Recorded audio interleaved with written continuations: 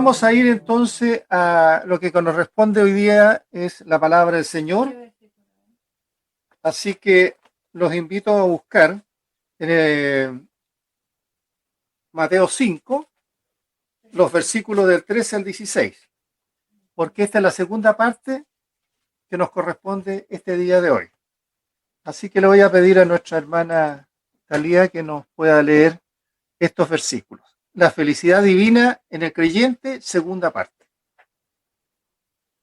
Vosotros sois la sal de la tierra, pero si la sal se desvaneciere, ¿con qué será salada? No sirve más para nada, sino para ser echada fuera y hollada por los hombres. Vosotros sois la luz del mundo. Una ciudad asentada sobre un monte no se puede esconder, ni se enciende una luz y se pone debajo de un almud, sino sobre el candelero y alumbra a todos los que están en casa. Así alumbre vuestra luz delante de los hombres, para que vean nuestras buenas obras y glorifiquen a vuestro Padre que está en los cielos. Amén. Amén. Oremos. Señor, Dios Padre Todopoderoso, tú que disiernes los pensamientos y las intenciones del corazón del hombre. Padre, ayúdanos a entender siempre tu palabra y a comprender cuál es el alcance que tú tienes para ella, Señor. Entender y obedecer siempre la soberanía tuya. Ayúdanos a abrir nuestro corazón, nuestro entendimiento, para que podamos siempre hacer la voluntad tuya en nuestras vidas. Tu palabra es verdad, es la única que nos da el camino correcto a seguir en nuestras vidas, para que nos vaya bien sobre esta tierra que tú nos has colocado, pero también con la esperanza que un día tendremos una vida mucho mejor en la eternidad contigo, Señor. Así que entregamos nuestra mente, nuestra inteligencia, nuestra sabiduría humana bajo tu amparo, dirección y misericordia para comprender lo que ahora vamos a hablar de tu palabra. En Cristo Jesús te lo pedimos. Amén, amén y amén. Bueno, decíamos que esta es la felicidad divina del creyente en su segunda parte. La semana pasada vimos la primera parte, que partió con el Sermón del Monte en 5.1 en adelante. Y en ese sermón decíamos, recordando un poco aquello, que Cristo habla de los rasgos esenciales que debe tener el cristiano para poder entrar al reino de los cielos. Recuerden que el Señor estaba hablando en este monte a la multitud que estaba oyendo, y entre eso habían escribas, fariseos, y estaba lleno de personas. Así que el Señor empieza a aclarar las cosas, y les dice especialmente a sus discípulos que Él, para poder entrar al reino de los cielos que se había acercado, era necesario tener ciertos rasgos esenciales. Para poder cumplir lo que ya había anticipado muchos años antes el profeta Isaías, cuando dijo que Jehová se complació por amor de su justicia en magnificar, que significa exaltar, la ley y engrandecerla. Así que lo único que hizo el Señor en ese momento fue confirmar aquello que se había dicho ya por el profeta Isaías. Y por eso encontramos que dice en 5:17, no penséis que he venido para abrogar la ley o a los profetas. No he venido para abrogar, sino para cumplir. Así que le estaba diciendo el Señor, yo no he venido a cambiar ni un ápice de la ley, de lo que está escrito en el Antiguo Testamento, sino que he venido para que se cumpla, o sea, para obedecer.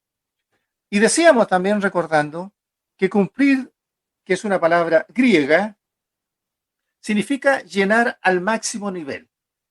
Es cuando uno llena un vaso, ¿cierto? Y lo pone al límite máximo, ¿cierto? De líquido el vaso. Eso es exactamente lo que Jesús hizo con la ley en ese momento. Lo llenó al máximo del significado espiritual que esa ley tenía, que no era un significado humano como hasta ese momento le daban los escribas y los fariseos, sino que era llenarlo con el nivel espiritual que la ley tenía. Así que también recordemos que en el contexto de este sermón, un poco antes, los escribas y los fariseos estaban cuestionando a Jesús. Y lo cuestionaban porque no seguía o no obedecía las tradiciones, ni tampoco obedecía el día de reposo. Así que tenía un gran cuestionamiento, Señor Jesús, en ese lado. Por tanto, lo que hizo el Sermón del Monte fue desafiar el orgullo de los líderes religiosos legalistas de ese entonces. Lo que estaba haciendo el Señor era hacer un llamado que regresaran al mensaje de los profetas del Antiguo Testamento, que tenían respecto a lo que habían dicho a través de la ley. ¿Y cuál era ese gran mensaje? ¿En qué palabra única podríamos sintetizarlo? Es la obediencia. Lo más importante para Dios es la obediencia del corazón del hombre. ¿A quién? A su ley, a sus preceptos, a sus normas. Así que este sermón muestra lo que debe ser la vida de una persona que tiene una relación correcta con Dios. Si usted, hermano o hermana, usted, querido oyente, quiere tener una relación correcta con Dios, lo primero que tiene que hacer es obedecer a la palabra de Dios, y eso significa dejar su orgullo de lado. A los fariseos, ¿qué les preocupaba? Principalmente ellos se fijaban mucho en la apariencia externa de las personas. Pero lo que quiere es Jesús acá indicar es que a Él le interesa y a Dios es lo interno nuestro, lo que sale de nuestro corazón. De la abundancia del corazón, dice, habla la boca. Entonces lo que más interesaba no era lo externo, era lo externo, sino lo interno. Lo que el Señor quiere es que nuestro corazón cambie. Y cuando cambia nuestro corazón, cambian los pensamientos, cambian los sentimientos, cambia la voluntad del ser.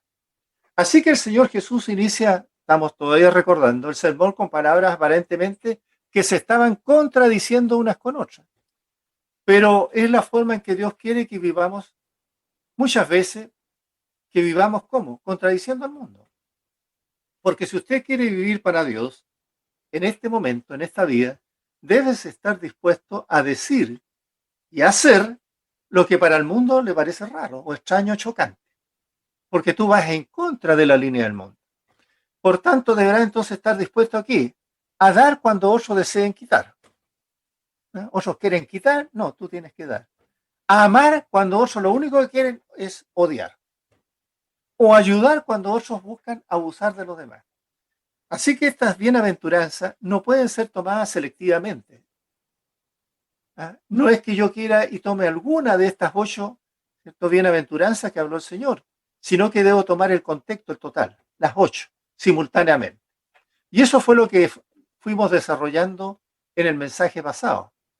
Jesús, aparte de explicar estas 8 bendiciones, estas 8 bienaventuranzas, que muestran, decíamos, las virtudes y el fruto que la persona debe producir en la vida cristiana con la ayuda del Espíritu Santo que Él tiene. Porque muestran las actitudes de las personas que deben tener hacia la ley. Y la primera y más importante de todas dijimos que era ¿cuál? Los pobres de espíritu, que está ahí en Mateo 5:3. Bienaventurados, decíamos, felices los pobres de espíritus, porque de ellos es el reino de los cielos. El pobre de espíritu, decíamos, es una persona que está llena de humildad. Es humilde, se da cuenta que necesita de Dios, de su espíritu, que es lo que más necesita. ¿Para qué? Para seguir funcionando en su vida. Como líderes espirituales y maestros, los fariseos, decíamos, distorsionaban estas leyes. Con sus tradiciones, habían llenado de cargas adicionales más de 600 preceptos propios que habían creado los fariseos, cargaban la vida de sus oyentes. Así que el ser pobre de espíritu significa ser opuesto a la autosuficiencia. Es decir, todo lo puedo yo porque lo puedo hacer en mi carne, en mi brazo de carne. La verdad de la salvación es la gracia, un regalo inmerecido para nosotros. Así que por eso el Señor parte con la primera gran aventuranza, dijimos, que era bienaventurados los pobres de espíritu, porque de ellos el reino de los cielos. Así que si nosotros somos orgullosos, todavía somos autosuficientes, no podemos gozar de estas bienaventuranzas. Porque para poder gozar de las siguientes 7, tengo que tener un espíritu humilde viviendo en mi vida. En caso contrario, no puedo llegar a las siguientes 7, porque son secuela o siguen a esta pobreza de espíritu. Haber dejado el orgullo, haber dejado el egocentrismo, haber dejado ese yo que me dominaba antes. Es decir, haber dejado el viejo hombre o la vieja mujer de mi vida. Así que, luego de esa parte, a contar del versículo 13, el Señor Jesús también habla de otros atributos o analogías, que son propiedades o condiciones espirituales que también tiene que tener el creyente. Lo que viene ahora entonces es una descripción de los atributos espirituales de un verdadero cristiano y de los efectos o resultados que el creyente logra cuando puede mostrar al mundo estos atributos como parte de su vida diaria. Así que el Señor Jesús usa 2 comparaciones para ilustrar este punto: la sal y la luz. Por eso dice en el versículo 5:13 de Mateo: vosotros sois la sal de la tierra. Pero si la sal se desvaneciere, o sea, si se desaparece, ¿con qué será salada? No sirve para nada, sino que para ser echada afuera y hollada por los hombres. La sal en general, queridos hermanos y oyentes, es conocida por 3 grandes atributos que son los principales. La sal primeramente es conocida porque es preservante. Pero la pregunta que dice ahí, pero si se desvaneciere, ¿con qué será salada?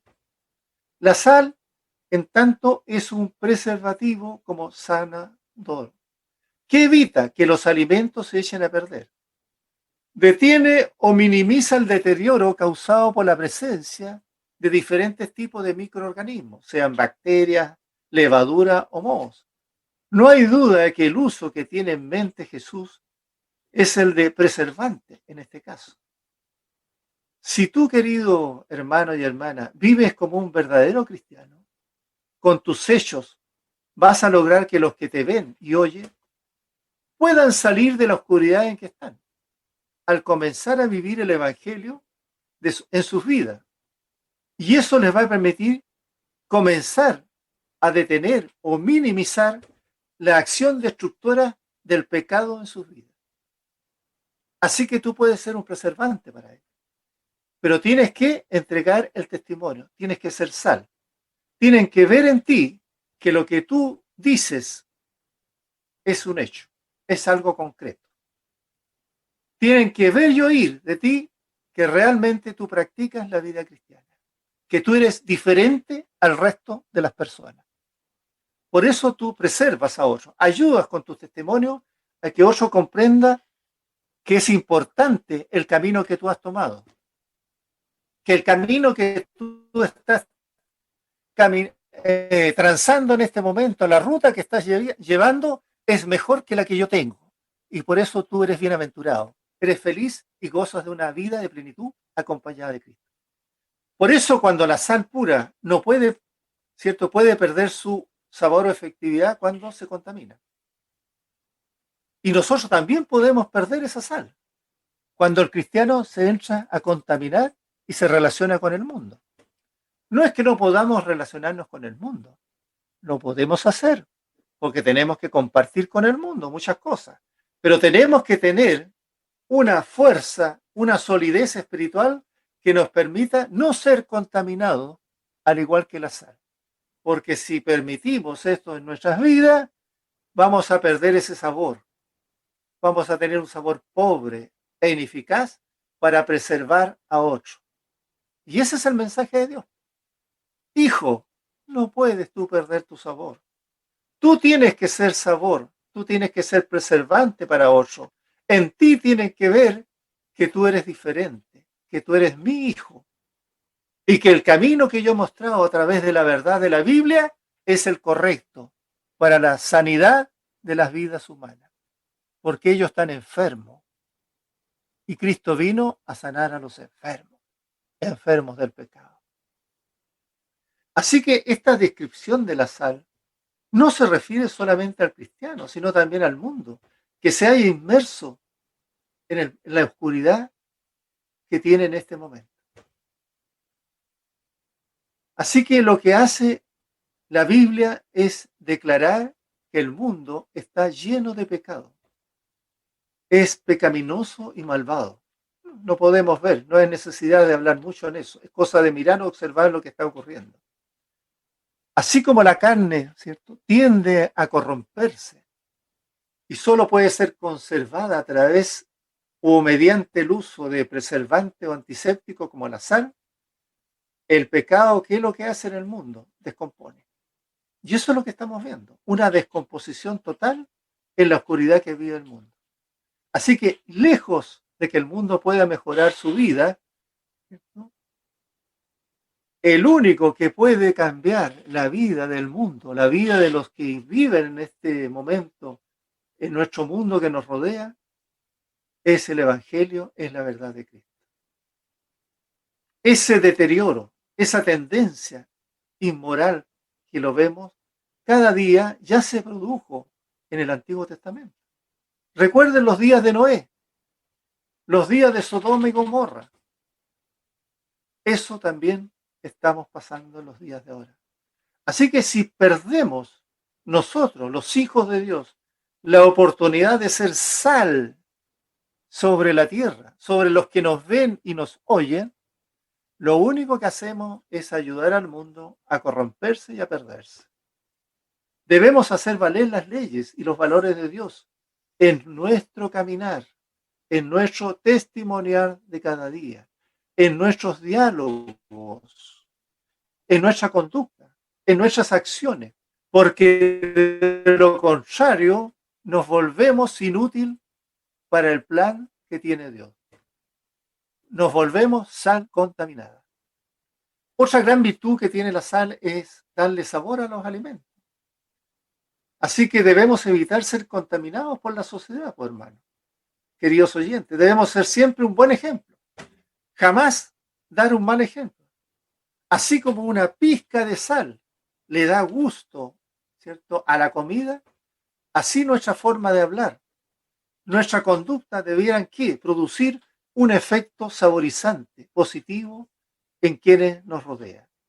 Por eso Pablo, ahí en Colosenses 4, 5 y 6, dijo, andad sabiamente, dijo, con los de afuera, redimiendo el tiempo, porque el tiempo se acorta.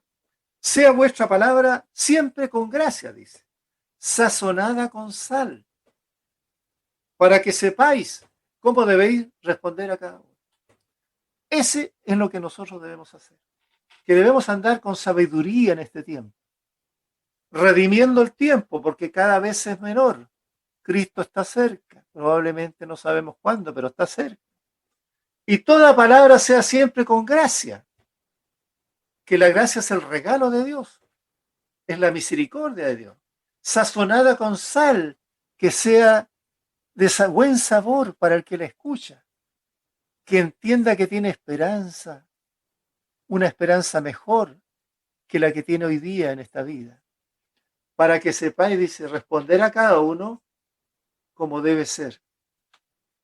Y finalmente la sal es muy valiosa. La sal era escasa en ese tiempo y tenía un alto valor. La palabra salario proviene de ahí, del latín salarium, o pago en sal, porque los soldados romanos a veces se les pagaba en sal por su gran precio que tenía en ese momento. Era mejor que el dinero. Así que solo una pizca puede mejorar el sabor y también puede ser utilizada como antiséptico. Cristo dijo que los verdaderos seguidores serían pocos. He ahí cierto recordar, muchos llamados, pocos escogidos. Serían pocos, dijo el Señor, los seguidores, pero muy valiosos para Dios, siempre y cuando no perdieran estas cualidades espirituales que estamos conversando. Puede que en este momento no seamos de gran valor para el mundo, pero sí somos de gran valor para Dios. Y por eso debemos entregarnos en las manos de Dios para ser utilizados porque somos sal de este mundo. A partir ya del versículo 14 en adelante, dice el Señor Jesús, le dijo en ese momento lo siguiente: vosotros sois la luz del mundo. Así nos dijo a todos, incluyéndonos a nosotros. Una ciudad, dice, asentada sobre el monte, no se puede esconder. Ni se enciende una luz y se pone debajo del almud, sino sobre el candelero y alumbra a todos los que están en casa. Siempre la luz se pone en alto, para que abarque mayor distancia. Así alumbre, dice, vuestra luz. Así alumbre la luz delante de los hombres, para que sean, dice, vuestras buenas obras y glorifiquen a vuestro Padre que está en los cielos. ¿Es usted, querida hermana, hermano oyente, luz de este mundo? Si se enciende la luz, dice, si nosotros encendemos nuestra lámpara, tenemos que ponernos en un lugar alto para poder iluminar a los demás. No podemos escondernos. Tenemos que dar luz, entregar nuestra luz. No podemos escondernos, no podemos dejar nuestra salvación guardada para nosotros. Tenemos que empezar a alumbrar al mundo que nos rodea. Así la lumbre, dice, así vuestra luz alumbre delante de los hombres, pues, para que vean nuestras buenas obras, dice, y glorifiquen a nuestro Padre que está en los cielos. Esta es una valiosa ilustración, pues si se apaga la luz, todo es oscuridad, la cual es sencillamente ausencia de luz. Así que usted no puede tener ausencia de luz, pues, hermano o hermana. Tiene que brillar siempre donde hay oscuridad. Y nosotros estamos rodeados de oscuridad, estemos donde estemos. La sociedad de hoy está en tinieblas. Eso es lo que nos rodea. Y nosotros debemos dar luz. Debemos iluminarla. ¿Y por qué está esta sociedad en oscuridad? Porque la mayoría de la humanidad, ¿qué ha hecho? Ha desobedecido las leyes de Dios y se niega a hacer su voluntad. En la medida que la sociedad se resiste a obedecer a Dios, trae oscuridad sobre ella. De hecho, ¿cierto?, la sociedad actual ha tenido algunos éxitos, el mundo en general, cuando ha aplicado estas imperfecciones, cuando se ha puesto a aplicar los mandamientos de Dios. Ahí lo fue en algún momento en el siglo XVII, XVIII, Estados Unidos e Inglaterra, cuando estudiaban, aplicaban y salían a compartir la palabra de Dios a través del mundo.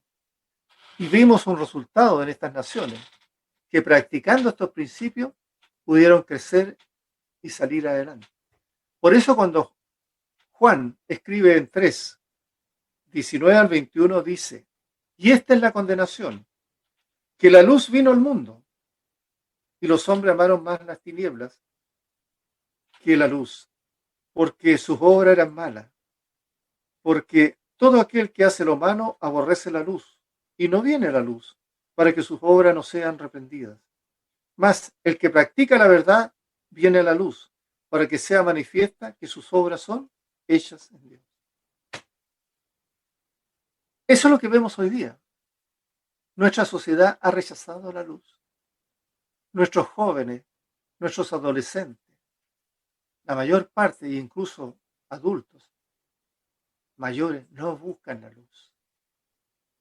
No buscan a Dios.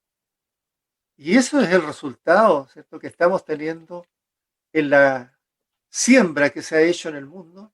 Es los resultados que vivimos en la sociedad que vivimos en este mundo en general. ¿Por qué? Porque la luz, lo único que hace la luz de Dios es dar claridad y transparencia. Es decir, es tener la cualidad infantil de la inocencia, sin motivos ocultos. Por eso, en 1 Corintios, Pablo dijo 14:20, hermanos, no seáis niños en el modo de pensar, sino sed niños en la malicia, pero maduros en el modo de pensar.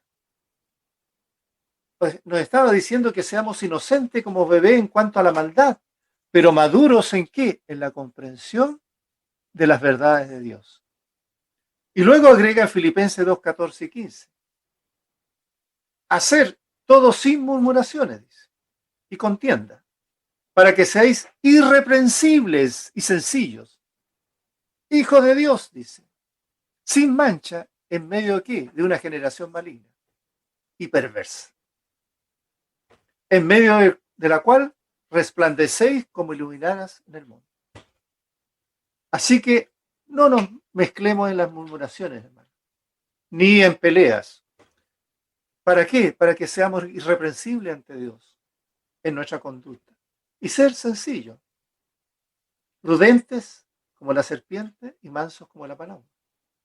Hijos de Dios sin mancha, ¿en medio de qué? De esta generación maligna y perversa que hoy día estamos viviendo, en medio de la cual debemos resplandecer, dice, como luminaras en el mundo. Debemos ser capaces de dar luz a quienes viven en la oscuridad. Así que lo que hace la luz, queridos hermanos oyentes, lo único que hace es ver cómo son realmente los objetos, la verdad de las cosas. Así que la palabra de Dios se compara con una lámpara, porque la luz que hace, revelar la verdad de las cosas. Lámpara es a mi camino y lumbrera a mi camino. Lámpara es a mis pies y lumbrera a mi camino. La palabra griega aletai en Juan 3:21 describe una cosa. Mas el que practica la verdad viene a la luz, para que sea manifiesto que sus obras son hechas en Dios. ¿Qué denota esto? Una realidad que debe ser bien considerada como algo firme en nosotros, algo sólido, algo válido, algo obligatorio. Por lo tanto, define lo que es la verdad. Mas el que practica la verdad viene a la luz.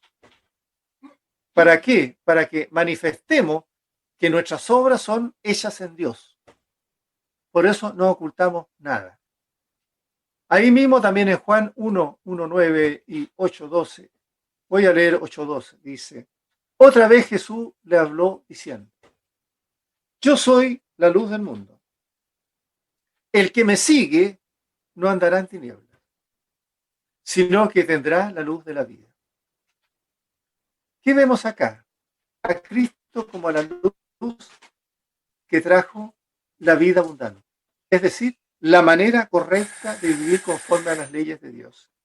Otro pasaje que nos recuerda el compartir la luz y que debe ser parte de nuestro diario vivir, lo vamos a encontrar en el libro de los Hechos, en el capítulo 26, Hechos 26, 14 al 18.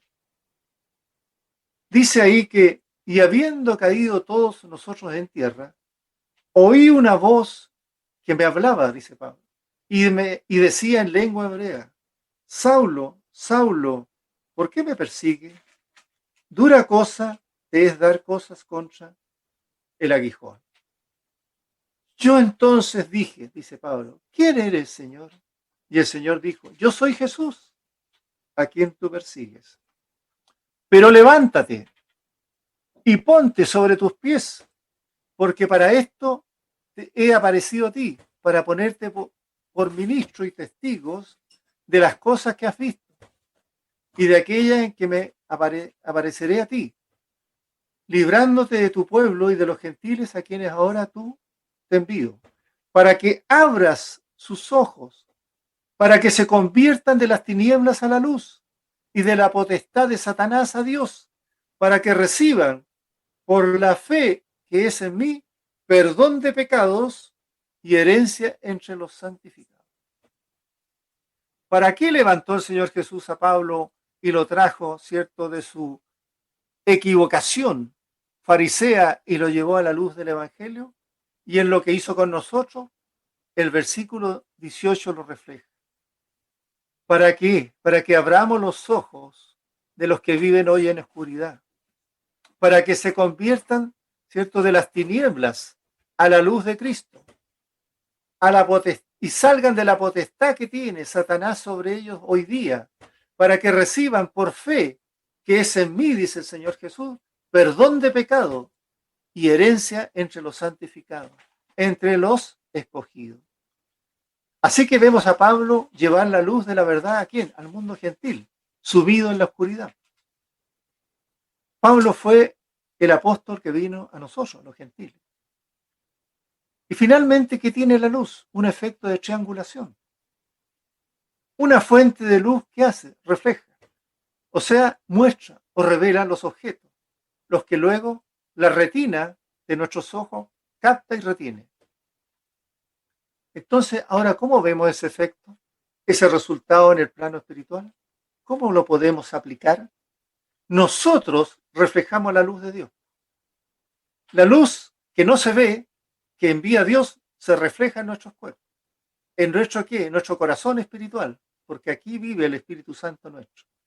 En el momento entonces que nosotros mostramos nuestro testimonio, nuestro ejemplo, de esa manera estamos glorificando a Dios, porque los demás están viendo en nosotros lo que Dios, el poder, su omnisciencia, su misericordia, su gracia. Por tanto, el reflejo que proyectamos es lo que proviene de Dios, que es la verdadera fuente de luz. Eso es usted, hermano, hermana, eso soy yo. Reflejamos la luz que Dios manifiesta a través de su palabra en nuestra vida, en nuestro decir, pensar y hacer. Así que, en conclusión, queridos hermanos, estos son los dos efectos de poner en práctica las bienaventuranzas. Primeramente, llegar a ser como la sal. Decíamos que si la sal no da sabor, no tiene valor. Si los cristianos no nos esforzamos por hacer un impacto en el mundo que nos rodea, somos de poco valor para Dios. Si somos muy parecidos a los del mundo, no tenemos valor. Los cristianos no deben confundirse con los demás. Nunca, en ninguna parte, en ninguna reunión. Siempre tiene que ser luz y sal. Es decir, nuestra vida en Cristo, como verdaderos discípulos, debe ayudar a otros. Nosotros tenemos que ayudar a otros a salir de la oscuridad y de la corrupción en que viven, inmersos en esa actual sociedad creada por el hombre. Y como luz que nos rodea, se puede ocultar una ciudad, decíamos, que está en la cima de en un almud a la distancia. Una ciudad tiene que estar iluminada a la distancia. Si ocultamos nuestra luz, ¿cuándo lo hacemos? Cuando callamos, cuando debiéramos compartir el Evangelio con otros. Lo guardamos para nosotros, no lo compartimos. Ahí estamos ocultando la luz. Cuando hacemos lo que otros hacen, no somos contrarios, hacemos lo que el grupo hace y nos mimetizamos con el grupo. Cuando negamos la luz, cuando negamos a Cristo. ¿Usted es cristiano? No, no, no. Dejamos ¿cierto?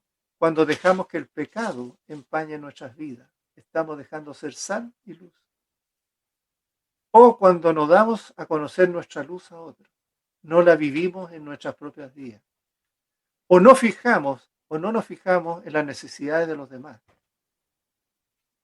Están llenos de necesidades porque ellos viven en la oscuridad. Nuestra luz, hermanos, proyectada debe servir para que aquellos que viven en la oscuridad puedan ver a través de nosotros, es decir, del comportamiento y conducta nuestra, la luz de salvación eterna que es Cristo el que ofrece para la creación humana. Así que esto del Sermón del Monte es una revelación de la abierta disposición de Dios para los que han sido trasladados desde el reino de las tinieblas al reino del Hijo de Dios, Jesús. Una nueva posición por gracia redentora de Dios. Eso es lo que hoy disfrutamos nosotros. Queda en total evidencia entonces, hermano, que el Sermón del Monte es la ética básica del cristiano, que vemos repetida y explicada y ensanchada a través de todo el resto del Nuevo Testamento. El sacrificio de Cristo en la cruz es central y fundamental en el Sermón del Monte. Es la ética de los que se han arrepentido, como nosotros, de sus pecados, porque el reino de los cielos se ha acercado. La persona que puede leer el Sermón del Monte y no lo ve o no entiende el fondo de este discurso, es porque no ha recibido el perdón ni la reconciliación con el Señor. No lo entiende. no es capaz de comprender, porque aún no ha nacido de nuevo. No obstante, que esta es la roca, esta es nuestra fe, que en cual se basa nuestra salvación cristiana, que es la obra redentora y de perdón de Cristo. Él es el único camino que tenemos. Por tanto, como decíamos en la primera parte que nos congregamos en la semana pasada, nosotros tenemos la mente de Cristo. Y la mente de Cristo es el modelo del carácter cristiano. Por eso Pablo en 1 Corintios 2:16 dijo, ¿por qué? ¿Quién conoció la mente del Señor? ¿Quién le instruirá a él? Mas nosotros tenemos la mente de Cristo. Así que, hermano, usted y yo, los que hemos nacido de nuevo, los que conocemos a Cristo, los que vivimos el camino de Cristo todos los días, tenemos la mente del Señor. Y la mente del Señor jamás va a pensar en el pecado, en hacer pecado, nunca. Ni va a hacer lo malo ante su Padre, nunca. Ni va a ofender al Espíritu Santo, nunca. Tenemos la mente de Cristo. Y si no la tiene, entonces pida de nuevo al Señor, en su misericordia, que pueda volver y tener esa mente que tiene el Señor y entrega a sus hijos. Oremos. Vamos a la oración ahora. Si usted, querido oyente, ha escuchado este mensaje y quiere tener al Señor como Señor y Salvador de su vida, le pido que repita esta oración conmigo. Señor Jesús, te necesito.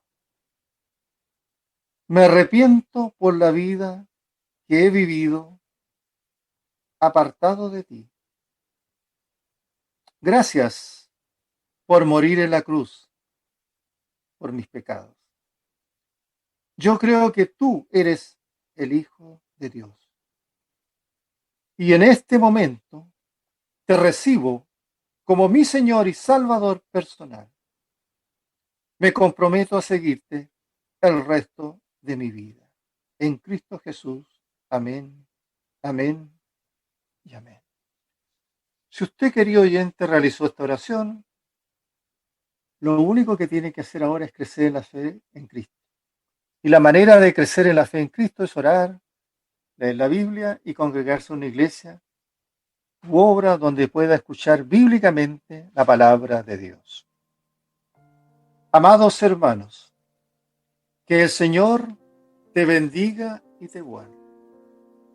Que el Señor haga resplandecer su rostro sobre ti y tenga de ti misericordia. Que el Señor alce sobre ti su rostro y ponga en ti la paz. Por eso es que, Señor, te pedimos que nos libres siempre de aquellos que mienten, que roban, que engañan, que desean nuestro mal, Señor, que desean hacernos hechicería o conjuro, que buscan estafarnos, que buscan engañarnos, que buscan asaltarnos. Líbranos de accidentes, Señor, de todo tipo. Líbranos de toda maligna enfermedad. Líbranos de incendios en nuestros hogares. Acuérdate de nuestros hermanos que se han debilitado en la fe y tráelos con cariño de regreso a tus atrios, Señor. Gracias, Padre, por escuchar nuestras peticiones y por tu amor y por tu misericordia. A ti sea siempre la gloria, Señor, porque gracias a tu sangre nos has salvado. Con tu poder nos has transformado. Por eso, Señor, te damos la gloria por todo lo que haces por nosotros, Señor. En el nombre que es sobre todo nombre, en el cual un día se doblará toda rodilla de lo que está en los cielos, en la tierra y debajo de la tierra. En ese maravilloso nombre de nuestro Señor Jesucristo, pedimos todas estas cosas. Amén, amén.